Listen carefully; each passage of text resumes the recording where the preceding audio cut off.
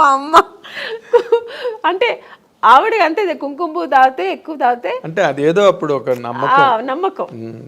So అలా so ఆ తమిళ్లో మీరు బాగా ట్రై చేస్తున్న టైంలోనే తెలుగులో కట్ అయ్యారు అనమాట మీరు. అవును, ఛాన్స్లు వచ్చి చేసినట్టున్నారు కదా మీరు రామరాజుతో వాళ్ళు. చేశాను, రామరాజు గారితో చేశాను, శరత్ కుమార్ గారితో చేశాను. హీరోయిన్ మాత్రం అయ్యేదేమో అయిపోయాను, బట్ సక్సెస్ అనేది నాకు అంత గొప్ప దొరకలేదు. సక్సెస్ హీరోయిన్ అయిన తర్వాత కూడా సక్సెస్ అనేది చాలా ఇంపార్టెంట్ అనేది నాకు తమిళ్లో తెలిసింది.